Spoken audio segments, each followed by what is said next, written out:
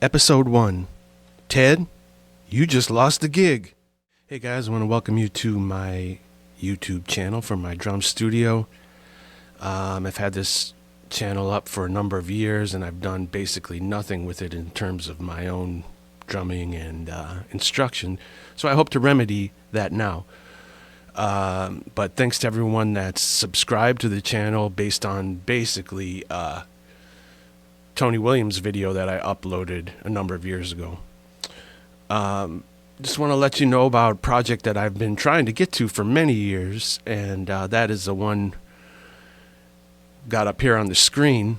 I studied with Alan Dawson in 1988 to 89 out of his home in Lexington. And, it really was transformative for my drumming, and really my approach to music had a profound impact on my playing. I blinked and I looked around, and 35 years have passed, and I'm still here on the planet. I've lost some dear friends along the way. So being grateful for still being here and having all these lesson sheets still from my time with Alan, and also the audio tapes of the lessons, I figured that I don't want to take this stuff to the cremation can with me. So I'd like to share this information in the most respectful way that I can to Alan and his teaching. And this is the beginning of that process for me. And you are now listening to episode 1. Welcome. It's taken me many years to get to this. I'm not going to get into all the details, but the past number of years have been a rocky ride for me. I've had to move my studio numerous times, about 10 times. And like I said, I'm not going to get all into that, but I'm finally in a place where I think I can settle down for a while. So I'm moving ahead with this project, and I hope that you'll help me complete it. So here's my personal story of how I came about meeting Alan and studying with him. Before I do that, real quick, I should just say, just a couple weeks ago, I was playing, I have a steady gig here in Chicago, and a fine young musician who I respect very much came up to me on a break and said, "Hey, you know what? You remind me of my favorite drummer." And he played with Sonny Rollins' trio. And I said, Pete LaRocca? And he said, "No." And I said, who else did I say? Oh, Kenny Clark? And he said, "No." And he said, "Alan Dawson." And I thought, oh, why didn't I think of Alan? He's been such a profound influence on me. But I took it as a sign that, first of all, I was flattered that he thought I sounded like Alan, because I won't put myself in that category. But the influence is there, and he heard it, and I took it as a compliment. And I also took it as a sign to push forward with this project, because he said, I said, "Well, I studied with him." And he said, "What?" I mean, he couldn't believe it. And he said, how did that happen? And you see, there's new generations coming up. I just turned 55 years old. When I studied with Alan, I was 19. And there's new generations coming up. And they're looking at this in a slightly different way. And they're also removed from it, clearly. So what I want to try to do here with this project is sort of pass this information along in a respectful manner, and primarily with Alan's own words. I just want to be clear that I'm not looking to profit or to exploit any of this material. The reason for this is because I'm doing this is because I did have this unique experience. Although I'm only one of many hundreds of students that Alan had. I don't know how many students he taught over the years when he was at Berkeley, and then privately in Lexington, Massachusetts from his home. But he taught a lot of drummers. So in a way, I'm just a number. I don't want to put myself out there like I'm some sort of important person because I studied with Alan. Was fortunate enough to have the experience, and all I'm trying to do is relay my experience with him and how it worked out for me, so future generations and the public at large can can have a more access to this information, because the man was a master, and he was really a school of drumming and percussion in his own right. And we never know how long we're going to be on this planet, clearly. And I'm grateful to still be here, and I'm grateful to still have all my lesson sheets that I had with Alan intact. I saved all this stuff and most of the audio tapes. So my goal here is to share the stuff in a respectful manner, in an organized fashion, and I want to try to do it, really do justice to the material if I can. It's been hard to do because maybe I bit off a little bit more than I can chew, considering what my life circumstances have been. But I'm trying to be steadfast with this project and get it out there. I think it will benefit the music world at large. So that being said, I also want to say that I want to send a shout out to John Ramsay, who wrote this book, which is the definitive book on Alan's teaching. If you see a little green screen mishap, forgive me. It's a low budget setup here, but it is what it is. And so John was one of Alan's really finest students, I think, and I got a chance to study with John as well. I don't mean I think, but no, in my opinion, John is a great protege of Alan's in a way, and a great messenger of Alan's teachings. And I also got to study with John. In fact, I went to Berkeley in the fall of 1987, and your first couple years or semesters at Berkeley, they assign you a teacher each semester, and I was assigned to John, which I thought might be some overlap because I was studying with Alan at the time. But John has a whole other, many other sides to his playing and his knowledge, in terms of Art Blakey and just his whole history in his own right. And also, at that time, John had to take off for a while, so he had a sub, and that was Arvin Scott. So I got to study a little bit with Arvin, famous for Arvin's diddles in the Ritual, Alan Dawson's Ritual, which we'll get to eventually. So as far as my story, I started playing the drums at about 10 years old, which was around 1980. And by the time I was 15, I was pretty serious about playing jazz, listening to a lot of Max Roach and Miles, Sonny Rollins, and Coltrane, all the classic kind of stuff, and just getting to know the music. I also had a subscription to Modern Drummer. I lived in the south suburbs of Chicago, so although I was very close, a train ride to a major metropolis in a big city, I was a kid, and I lived in the suburbs. So it was not a real close connection to the jazz world down there in the south suburbs at that time.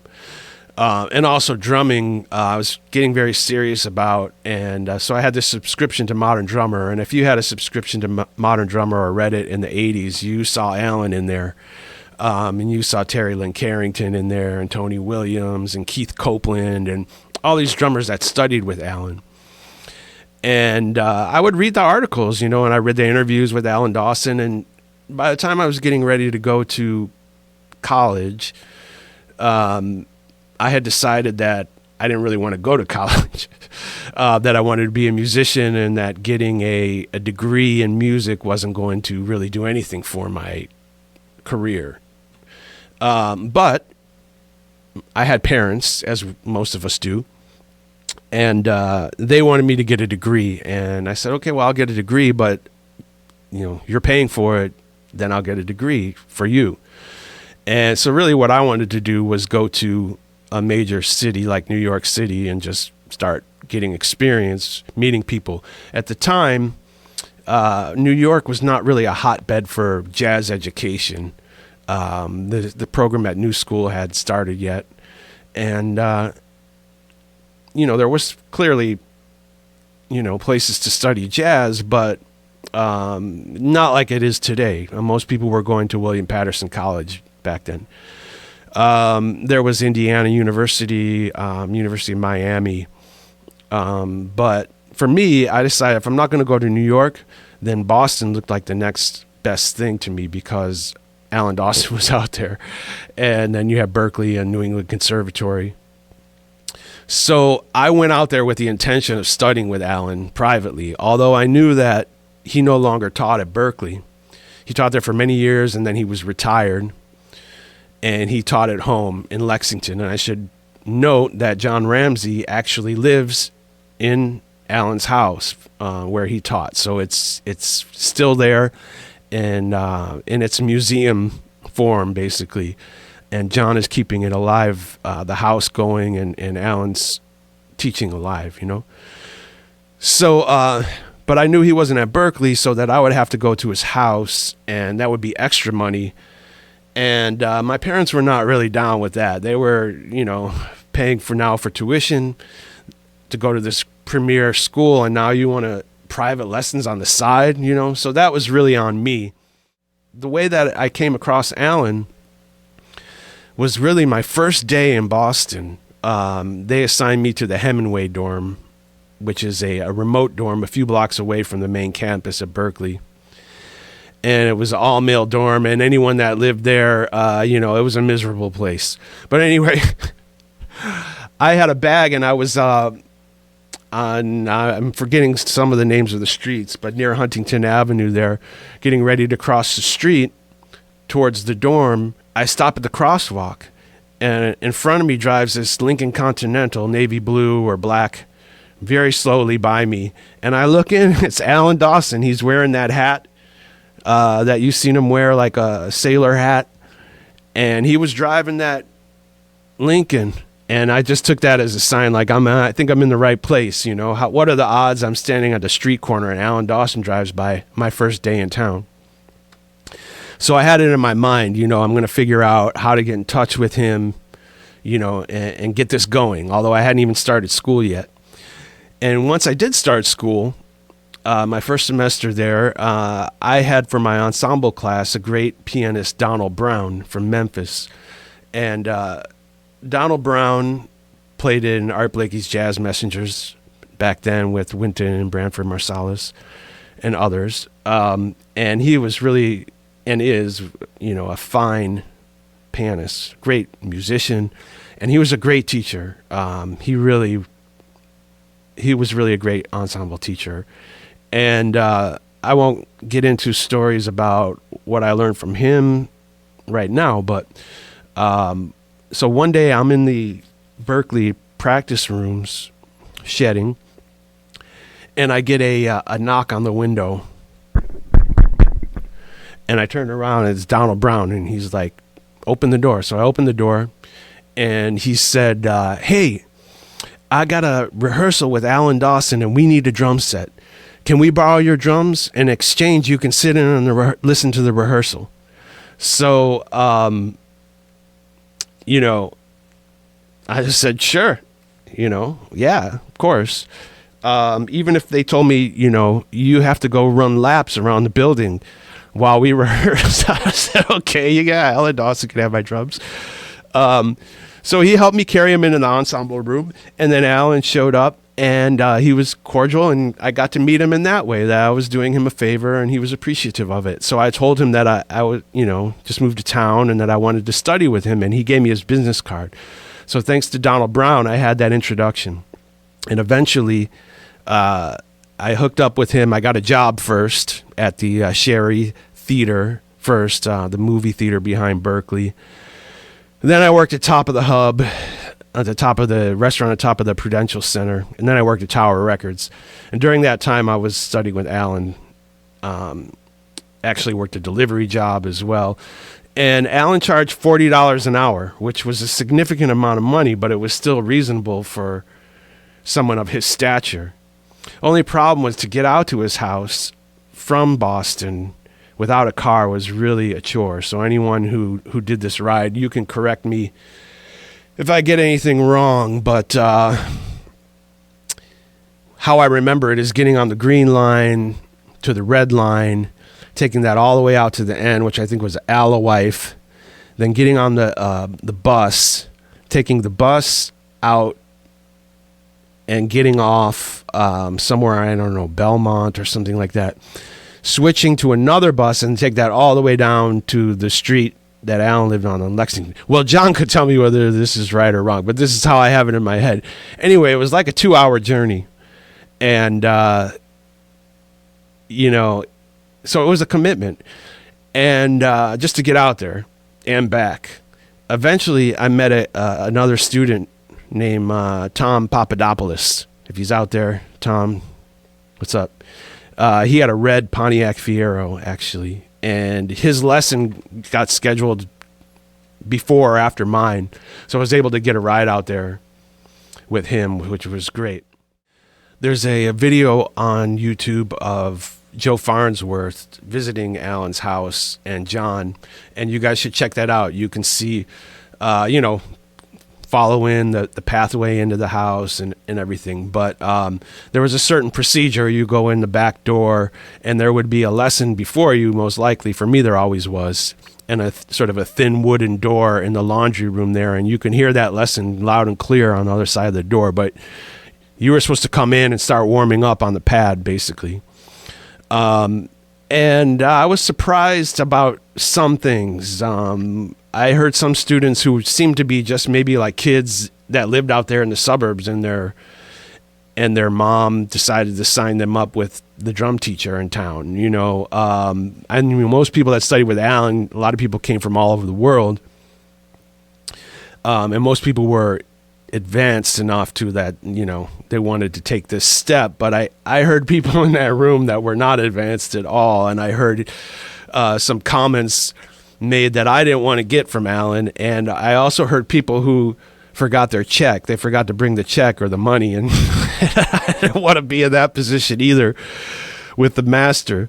So when I first started studying with Alan, I didn't feel like anything special at all. I felt like I was just a number, and that he didn't really have any sort of affection towards me. Not that I expected that, but there wasn't, I don't know. But going back and listening to the tape, he was very welcoming and very cordial and very, just a great approach as a teacher, the way I hear it now so many years later. I was so intimidated and so scared at my first lesson. I was so nervous, and I could barely even speak up. I was intimidated by him. He wasn't trying to intimidate me, but I mean, he was just a really great player and formidable person, So I spoke very softly. You can hear on the tape that I kind of talked like this. And he said, "Ted, was there a character on Batman called the Whisperer or something? Because that could have been you. That could be you. That could have been you."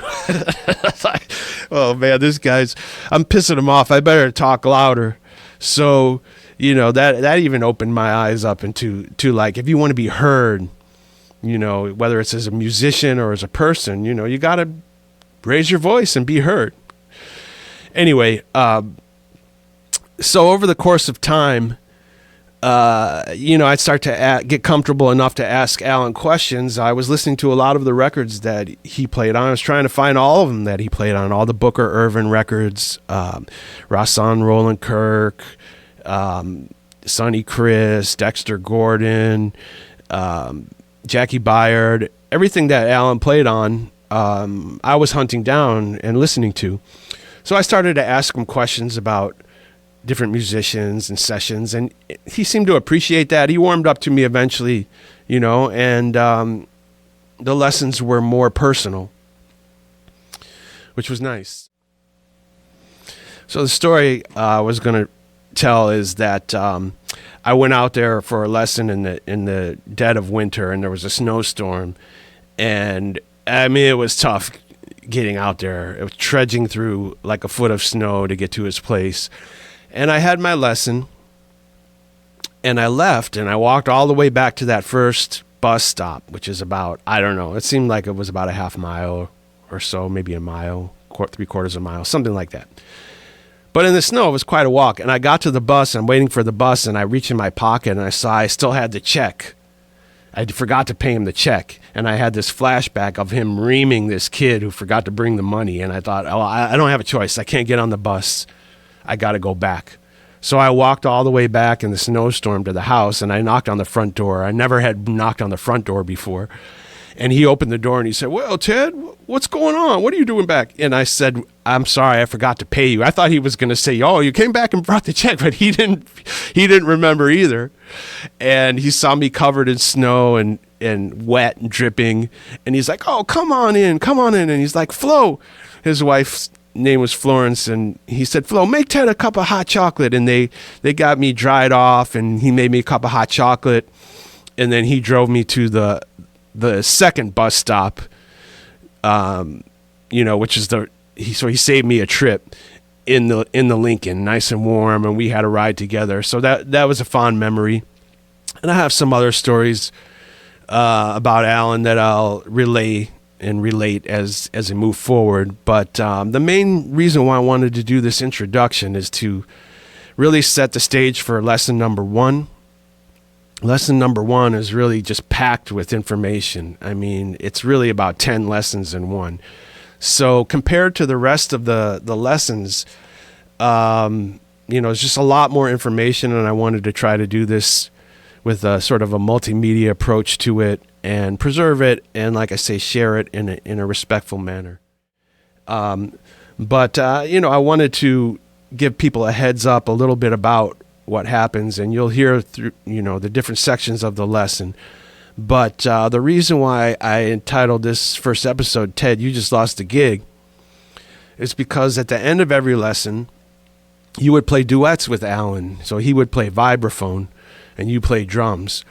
And each week you would be working on a song form with his stick control exercises. First you would work on a blues, and then an AABA form, and then ABAC, and then 48 bar and 64 bar.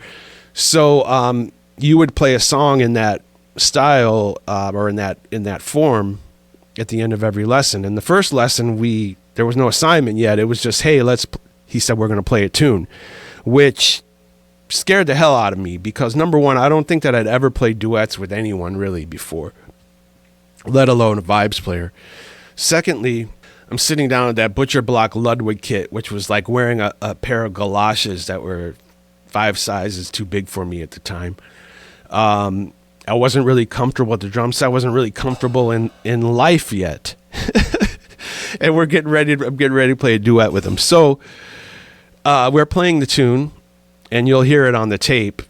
And what happened was we played the head and he played the solo. And he got to the end of his form, and then he played the first 8 of the next chorus, and he stopped. And I stopped because I didn't know what was going on, and I didn't realize that he wanted to trade. It's my first lesson. I was not that well versed in jazz and the language yet.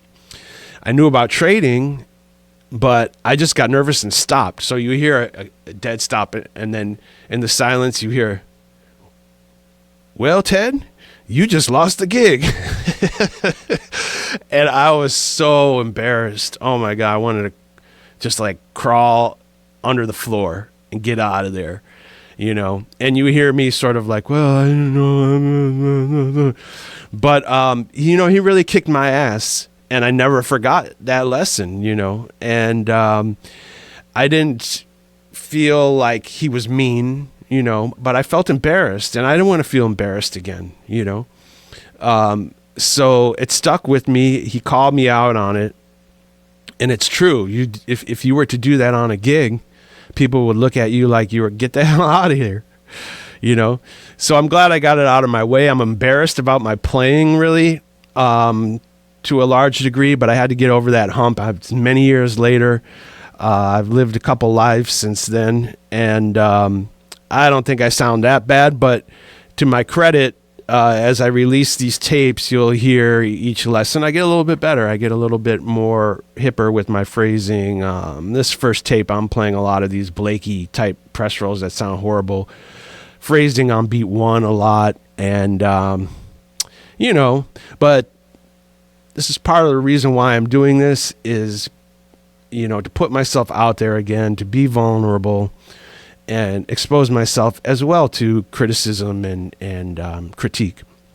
So the other thing about me is that after I studied with Alan for a couple years, and by the way, I want to just put it out there that I studied with Alan all the way up through all the rudiments until the ritual, and then I cut out. Confession. I was working a job. I actually got a girlfriend at the time. I was starting to play with more cats and play more sessions, and I wasn't ready to go into the ritual and Gary Chester's new breed with Alan, and I really was not keeping up with just the rigor of the regimen of studying with him. Because when I was with him, I was trying to study 4 hours a day. I'm not study, but practice 4 hours a day, at least. So I kind of let it slide. I had all the rudiments, I had the ritual, and now I figured I could do that for life. So my approach to it now is that the importance of each step, and really hearing, as you'll hear on this first tape, Alan's voice and his instruction is very key. And what I find nowadays is that John's book, as great as it is and as essential as it is, it's not a replacement still for the lessons. And I'd say naturally people, they tend to gravitate towards the end. So I met a lot of people that can play through the ritual, but if you take through the individual rudiments, they actually don't have much mastery over them. They haven't done the steps, So Alan's teaching, I looked at it like a doctor, that he had this notepad with his logo on it and his phone number, and I'm going to share these sheets, but please don't ask me to share all of them right now. I'm not going to just put them all out there at once. Like I said, I'm only one of many hundreds of people that study with them and with Alan, and if other people have their sheets and they want to share them, that's on them, but I'm not just going to throw them out there and let everybody have all of them at once, because what I'm trying to do with this podcast is to stress the importance of going through the steps one by one. They were like prescriptions that he would write out, and he hand wrote every lesson. I don't know. I never asked him. I always wondered why don't you just photocopy it? But it did make it personal again. And I have these, so many years later, and I think they're worth a lot, So, there will be access to my sheets for everybody.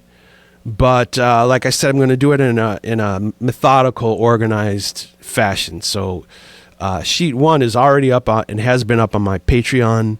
Unfortunately, with all my moves and trying to survive out here, my Patreon is at the moment not set up with all the tiers and everything, but it will be soon. So I encourage you to join there for free, and I'll get that going. And the podcast, we'll have a discussion board up there and all that good stuff. When I stopped with Alan, it was actually a summer break, I believe, summer or winter break. And when I came back, I avoided it because I didn't want him. Oh, here's the story I was going to tell you guys. This kid one day in the lesson who was not cutting it, each week Alan was tearing him a new one, The kid didn't seem very serious, and so finally he went through a whole lesson, and he told Alan he wasn't going to come back next week because he was quitting. And Alan said, I don't remember the kid's name, I think it was Tim. Well, Tim, you just must not have the drive. That was it. Nothing else was said. I didn't want to hear that from Alan either.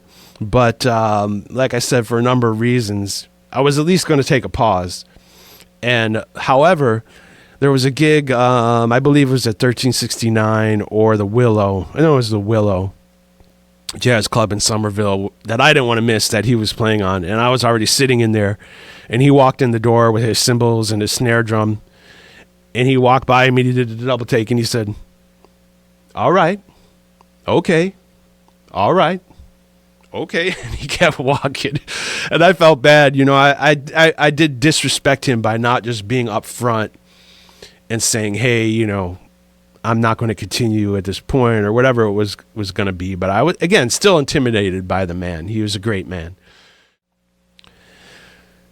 So to cap off episode 1, I'm going to give you a sneak peek of what I've been working on with the first lesson, which will be episode 2.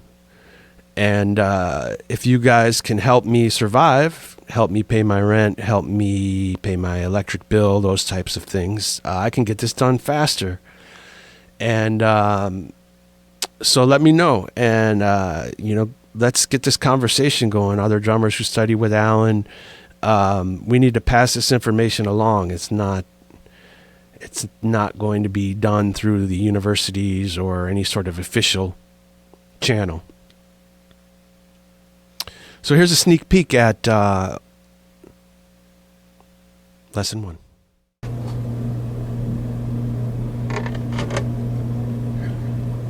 Okay, I always ask people to play those 3 things for me: the double stroke roll, single parallel, and single stroke roll.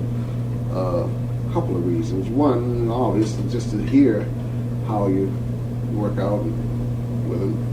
But even more important is to watch you play those things. As I watch you play, I try to just see how you manipulate the hands and what you do when you're playing slowly and what you do when you're playing fast and so on and so forth. Basically, your hands look like they're pretty good. I just want to touch on a couple of things about the hands, which are not necessarily things that you're not doing. It's an idea of reinforcing some things that you do to understand it's good, and maybe making you think about a few things that you might not be doing. First of all, the right hand hold, as we're using it, really comes from a very practical and logical approach, which is just to use the anatomy the way that, use the wrist the way that it's designed, so to speak, bend up and down this way. There are several ways that you can play that don't utilize that, and I wouldn't even venture so far as to say that when you don't play that you can't play, But the logic is to get the wrist to go straight up and down when you're playing. And basically that involves getting the stick to come pretty much straight up the middle of your hand. This lifeline here is a very good guide for that. You bring your stick along there, and you're grasping the stick between your thumb and your forefinger. Bring these fingers around, and there you are. You have the wrist moving in its most natural way, and getting the stick to come straight up and down. Now, there are ways that people play even when they do have all these things happening, but they might turn over and have the thumb on top here, which is called French timpani grip. Now that grip is a great grip for using your fingers, because your fingers are right down there underneath the stick, and it works out very well. However, the wrist doesn't bend very naturally that way, so you wind up having to make some modification. And I'm not saying people can't play that way. Billy Colvin does pretty well with that, But it still is not in the logical order of things. Now, if we move the hand over here so that the palm, or I should say the back of the hand, is pretty much horizontal, then sometimes you do find that people play and they have the stick coming out the side of the hand, so that actually then when you bend the wrist in this natural way, you just get this kind of arc here that you're playing. So the people who are playing that way tend then to play more with this pivotal kind of motion, which is the motion that really is typical of the traditional grip in the left hand. So that's, a little bit of the logic in the right hand grip. Now, of course, the left hand grip in terms of the traditional grip, which is what I'm using and you're using, would be to have the palm vertical at the instant that you strike. And the reason for doing that is twofold. One is that, number one, by having the palm vertical when you strike, that means then that you can turn the palm and raise it tip of the stick with little or no effort. If you started out with your palm, like say horizontal, you'd have no place to go in terms of raising the stick. The other thing about that is that then you can get your fingers on top of the stick, whereas if you turn back this way, your fingers tend to be toward the side and tend to move the stick sideways instead of helping to move it up and down. Those are little points there that I just want to reinforce. Basically, it seems like you're doing pretty much what I'm talking about there. Yeah, my left hand is a little bit, I never really had much instruction on it because I started out match. In high school, our drum line, we all had to play the same way. So I switched to traditional. And I never really, I looked at a couple diagrams, like in the beginning of books and stuff. Yeah. But as far as... It looks pretty much, the idea of keeping a straight line between the arm and the back of the hand, which you seem to be doing pretty much that, rather than playing like this. And I was saying vertical power. And it's basically like, say, holding a glass of water in your hand. You think about the glass of water in your hand and trying to keep from spilling it. That is, at the instant that you strike. Naturally, when you're playing, you're turning over, but being in that position when you strike.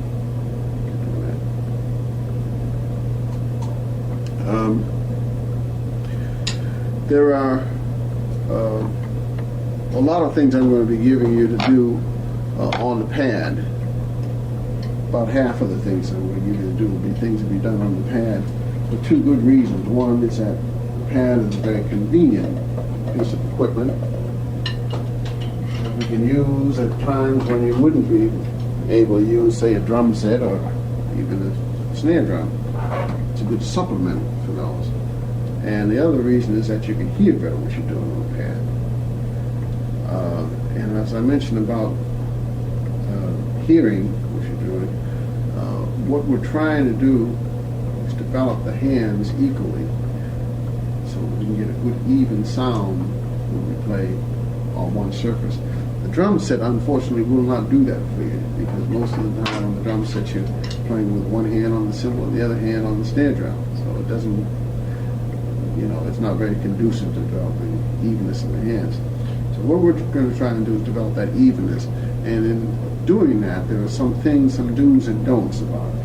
Very first thing that you want to make sure of as you're playing and you're trying to develop this evenness is to make sure that you have a pair of sticks that are matched sound-wise.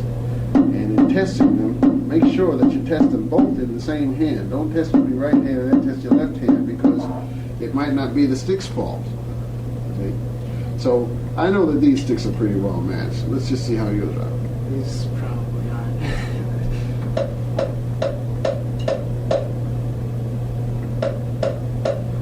They're pretty close. They're pretty close, and they should be really. Those are big Firth sticks, and it's matched as long as you keep the same package together. I don't know if these are. Okay, next thing is this. If we play this way and one stick is coming up higher than the other, obviously we're not going to get an even sound. That's very obvious. So we'll go on to the next thing. The third thing is this, the area that you're playing in. If you play in two different separate areas, you're not going to get the same sound. You need to keep the sticks fairly close together. Now, it doesn't mean necessarily that you're always playing in the center of the drum. You might not want to play in the center of the drum, maybe to play something particular effect, play soft or whatever, but keep the sticks together. In other words, when you start to play on the edge of the drum, don't play one stick over here on one side and one on the other. Play them close together. The next thing is this. Listen what happens now as I raise the butt of the stick. The sound is quite different, right?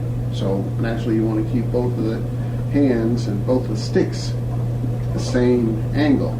And there is a tendency with the traditional grip to raise up like this and you see how that sounds. I'm bringing them up the same height, they're in the same area. I know the sticks are matched, but I'm not getting the same sound, right? Because I get the same sound, I get the same angle. Also, you'll notice too, if you're bouncing the stick, you're just getting a bounce, that as you raise the butt of the stick, you don't get the response either. So you want to keep the same angle with both sticks, plus you want to try and keep that angle down as low as is practical. I mean, we're not talking about where you'll be making constant rim shots. Last thing is this. Maximum control of the stick is when you have the stick firmly in your hand and the stick is not doing any wobbling or moving around at all within your hand. When you're playing 100% with your wrist. That's where you have maximum control over this. However, as you pick up speed and play faster and faster and faster, you can't very well play that way because you get very tight and tense. So, loosen up a bit with these rear fingers on your right hand, so on bounce the stick. Get more help from the